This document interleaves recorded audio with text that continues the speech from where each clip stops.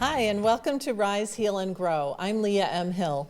This show is a podcast production of Apollo Sunrise Center, which is a health, wellness, and spiritual retreat center in Merrimack, Massachusetts. On this show, we shine the light on those who nurture wellness and inspire positive change. My guest today is Mary Eisenhauer. She is the author of Reimagining Midlife. Welcome, Mary. Hi, thank you for having me, Leah. Thank you for being here today. So I want to hear about your writing, but let's just talk first about this book that you wrote is about midlife, and specifically for women or for anybody's? It is specifically for women. Okay. I interviewed about 35 women in midlife who made bold changes. So that was what really interested me. Okay. All right. So we'll talk more about the book in a minute, but I want to talk a little bit about you, like what brought you to this place to even get inspired to write this book. So I was at a crossroads in my life. My children had gotten to be young adults, and I'd been working in the same professional field for a long time, longer than I'd love to admit. And I was having coffee with an acquaintance one day, and she talked about re-entering the workforce after spending an extended period caring for her children. She said, I think I'm going to need to reinvent myself.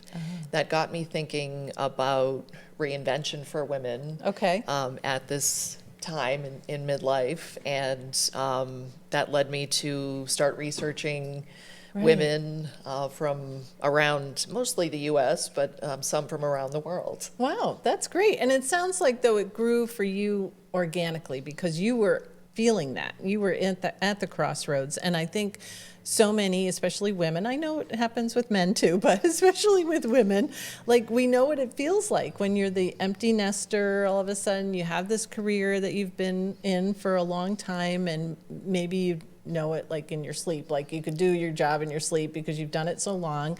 And it's like, okay, what's next? What do I do? And where do I start?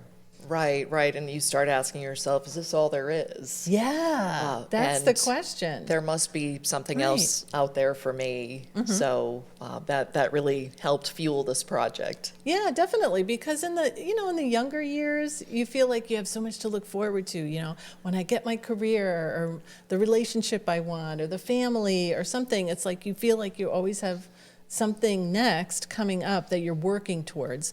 But then you hit that age and you're like, well, what am I, is there something I'm trying to achieve here? Is there something, my body's not the same as it was. Emotionally, I'm not the same, but in many ways, I don't know for you, but I feel much more confident with myself than, 20, 30 years ago, definitely. And it's more of an acceptance of myself, but I still wouldn't know like what to do.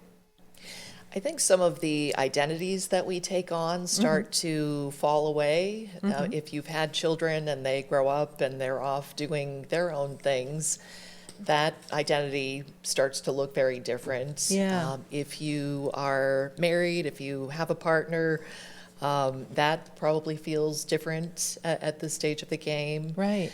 And the career, the same thing. And so you start to really, you have more time and bandwidth to think about, okay, what do I really want? I've been prioritizing other things and other people for a long time, and maybe it's my turn. Yeah, right, I get that. It's like you feel like almost like you forgot about yourself and everybody else forgot about you too. So it's kind of like, who am I? What's my identity? Right, exactly. Because many of us women, which I know men do too, we identify ourselves for our career, right? We work so hard, we build up this career and we say, this is who I am, this person. But then it's time to change careers or leave your career, and then what are you left with?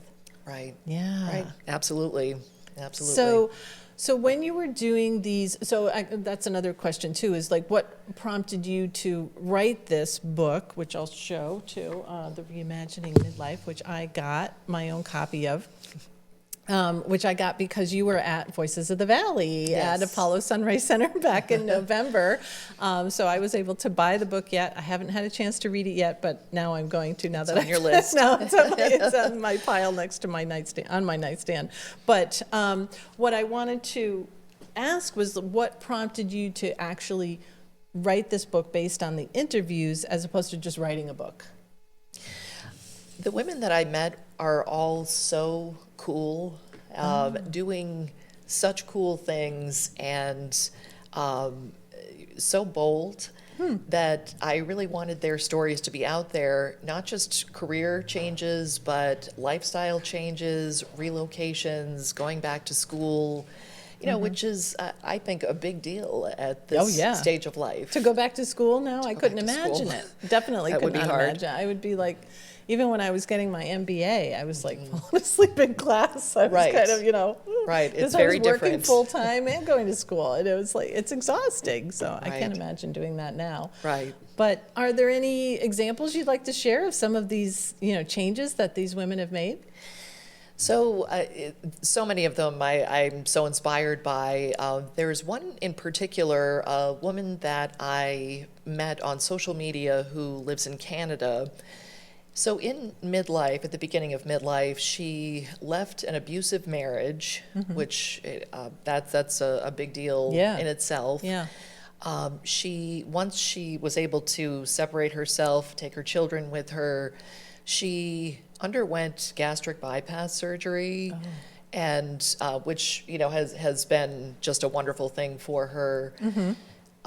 She has also started to work at putting together retreats for women in those types of situations Yeah. to Wow, that's so powerful. provide coaching Yeah. and support, and that's kind of her goal at this point.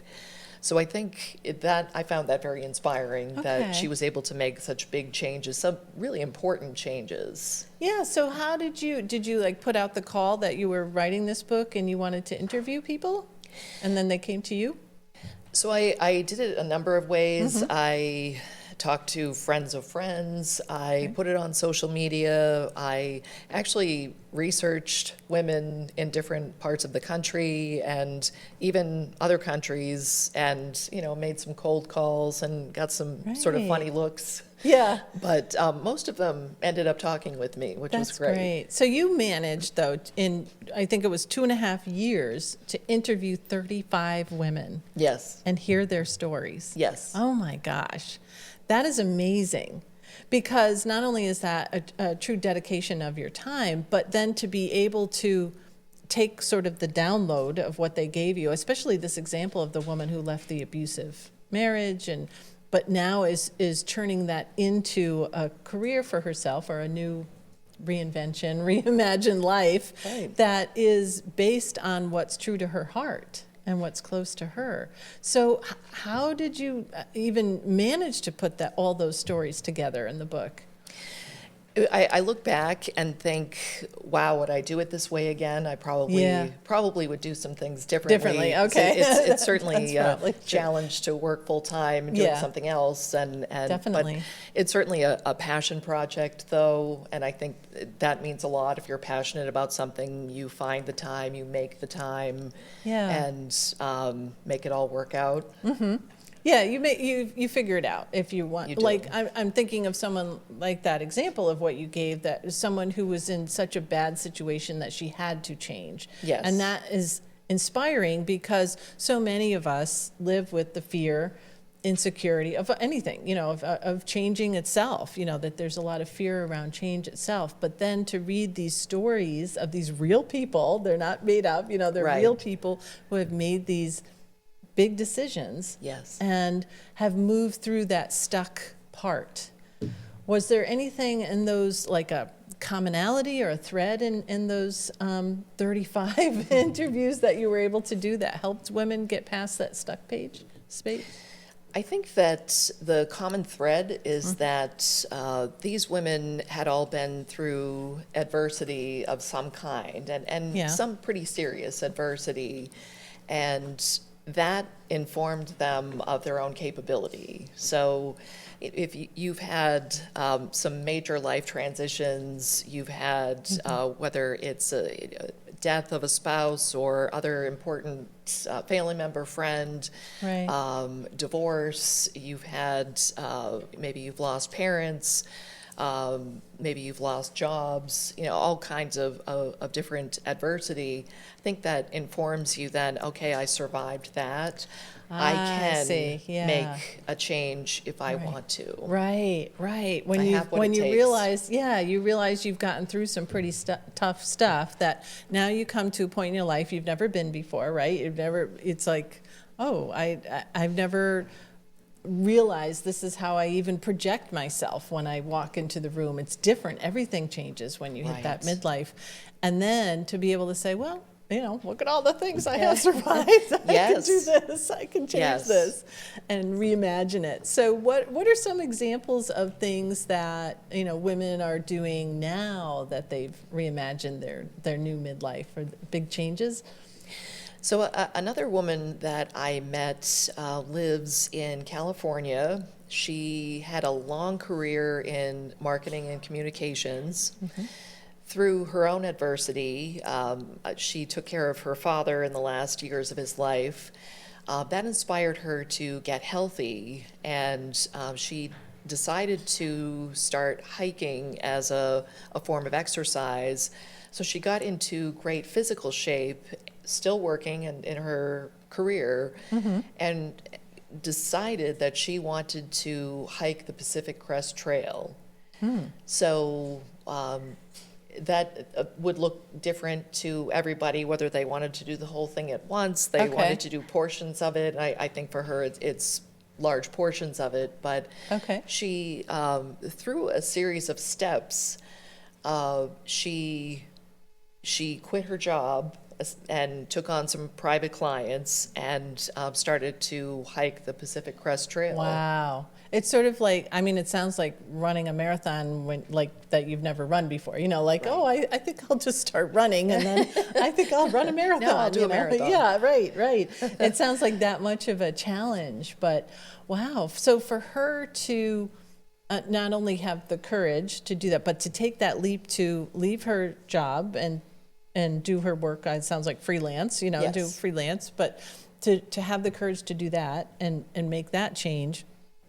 And then to devote herself to something that's so powerful and so profound for someone, especially if this is like your own journey, is what I'm thinking. It wasn't like she was, building a new business from it. It's like, this is just her.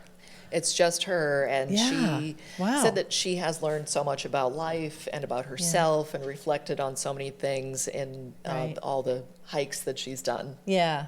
Yeah, I imagine being alone all that time and everything. Yeah, definitely. And meeting people along the way and making friends, making other connections on the trail. Yeah. So Well, that's a great it's been example. very healing for her in a lot of ways. Yeah, it's a good example and an inspiration, I think, for a lot of us. But one other thing that you talk about is that a lot of our perception about reimagining midlife and doing the next thing is going to require a lot of money, right? Like, it's for wealthy women, it's for people who have all the resources that they can do what they want, or go, like you said, even pay to be able to go back to school and learn Right. something else. But is that really true? I think we all need to make a living. We all need to pay our bills, and we're all, of course, going to be more comfortable making sure we have regular income. I would argue that it's less about the amount of money in your bank account and more about financial flexibility. Financial flexibility. Okay. What I mean by that is, for example, I found a woman in New Zealand who had decided to leave her career of about 25 years. She was actually a financial planner, so that's probably advantageous in right. this situation. Right. She decided to rent out her house and sell a few things. She and her partner have been traveling the world.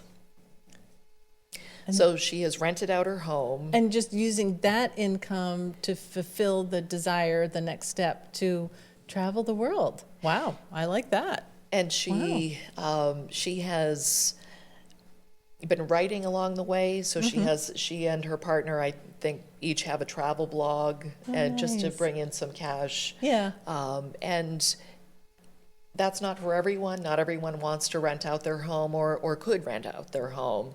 Not everyone wants to go from 2 cars to 1. Right. Not everyone is in a position to make drastic changes like that. But I would also argue that there are even small changes, small things that every one of us can do in the direction that we want to go if we decide that we want it. Yeah, and we can talk about what some of those might be too, but I'm thinking too about that financial flexibility that you're talking about, that thinking more flexibly. So like looking at, like this woman just looked at her life and said, I want to make some changes, right? I want to do some different things, and what do I have to work with? That's what I think you mean by, it doesn't mean you have to have a lot of money to do this, but looking at what you already have.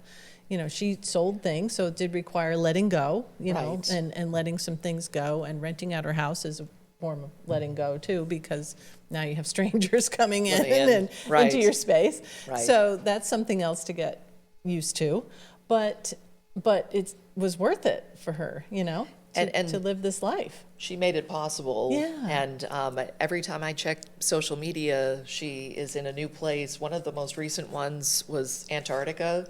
Oh, wow. And, wow. she had wanted to go to every continent, and she's made it there. Yeah. So in all of these, interviews and this research that you did, was there anything that really challenged your own assumptions about aging and about midlife? Absolutely. So another great example is a woman named Melissa who studied and became a neuroscientist, so has a PhD. She worked for a prominent university for about 25 years, seeing clients, doing research, and when COVID hit, the client work started to dry up because it was all in-person work, and of course none of us were seeing people in person at that point. Right. So she entered a couple of fitness contests on social media, and by doing that, she was approached by someone who asked if she would model their fitness wear. Oh. And at first she thought, is this even real? Right, right, I imagine. And beautiful woman inside and out, but I think she just said, so, who exactly is this? And she today is actually a runway model. Really? So she was in her mid-50s at the time of that COVID hit. Oh, wow. And so she's, I would guess, she's late 50s at this point, maybe pushing 60, and she is A runway modeling. model. Oh my God. And I think when I think about models, I think about young women, 20s, who are, yeah, maybe in exactly. their 20s. Right. She said to me, the reason I do this is because women in our age group have money. And we want to look beautiful at events. We want to wear Sure. nice swimsuits and nice gowns and dresses and things. Sure. And why is it that fashion is so focused on Oh, younger gosh. generations who don't have the money Totally. necessarily? Right, right. So that's kind of the way she looks at it at this point. That's a good point. Or I always say, you go to the mall and there's all the, teenagers, young adults running around there. All of the stores are geared towards them, like you said, all the clothing and everything, but they don't seem to be buying anything. They're just hanging out at the mall with each other, they're That's hanging out right. with their friends. And I'm like, where does this, somebody must be buying it. But you're right. It's like the women our age who are looking for, it's not always a comeback, it's not like, from who I used to be. It's like, I like your phrase of reimagining. It's like, wow, what can this be? Who can I be now at this stage in my life, and what's available to me? And for Melissa, through modeling, that has also given her a platform for some of the topics that are very meaningful to her at this stage of her life. She is very community-minded. She is into politics, and so she's able to use that platform to some extent. Right. And so I think it's rewarding to her in that way as well. Yeah, it sounds like it. So I like too that it doesn't, this kind of change, right? This kind of reimagining of the midlife doesn't have to necessarily come from the trauma or a big crisis. It can, or it can just be a shift in the mindset. Right. You know, it can be something as simple as, you know, I need something to inspire me. Right, right. Or I need something like more than a hobby, you know, something a little bit different, you know, a little different in my life. But it's certainly, I'm sure for many of the people you interviewed, it had to do with trauma and crisis in their life that kind of driven to that change. But otherwise, I think it can just be a simple mindset. And I think in that example, it was one small thing that she signed up for. So one small thing, somebody put It out a just led fitness to the contest, next and thing. she said, "Okay, why not? I have nothing to lose." Right. And before she knew it, somebody was approaching her about modeling, and look at her today. Yeah. Oh, that's terrific. So this kind of reimagining, though, doesn't have to be flashy, right? We already talked about it doesn't have to require a lot of money. You don't need to be wealthy to do this. You can make some small changes. Are there any examples of things that you came across that are like small things that anybody could do? So I think about a woman who she actually had a social media page. That's what it was, in Australia, and she had a long career as an accountant. Knew that as she was winding down that career, she wanted some different things for herself. She had worked in an office for an extended period and was really looking for something different. So she started exercising, and she ran her first marathon when she was in her late 50s. Wow. And That's a so big one.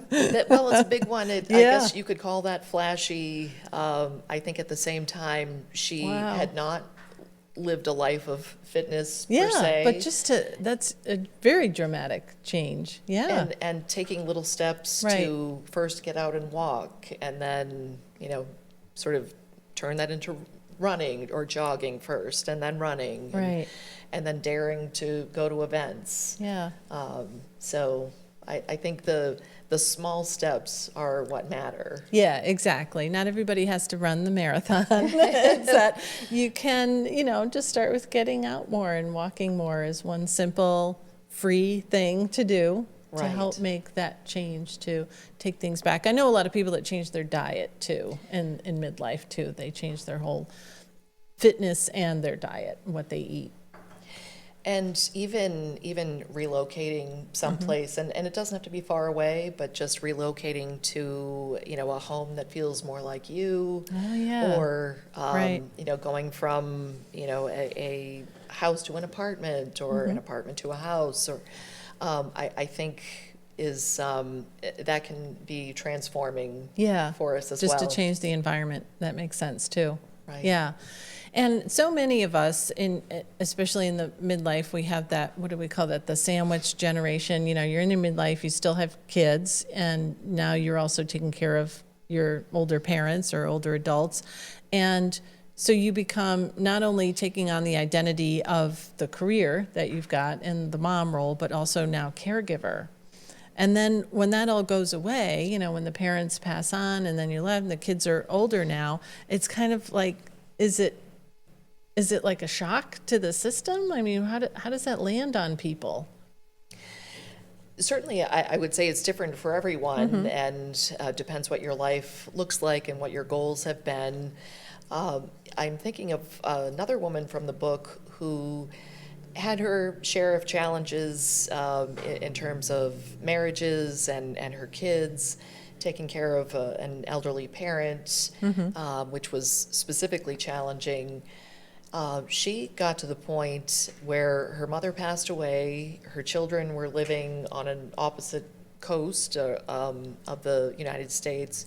She said, because she had worked or had been in the military and worked for the government previously, I am going to move to Italy. Oh, And she was able to get a job working for the government, oh, the U.S. government good. in Yeah. Italy. And she swore after a couple of marriages and some just really challenging times that she would never get married again. She was not interested in a relationship. She just wanted to go and be in a brand new culture and Yeah. soak it all in. I follow her on social media, Oh, and interesting. by going to Italy, she actually did meet Ah. the love of her life, and Wonderful. she is married again. And she's married again. Oh, but- that's a great story. It is a great story. Yeah.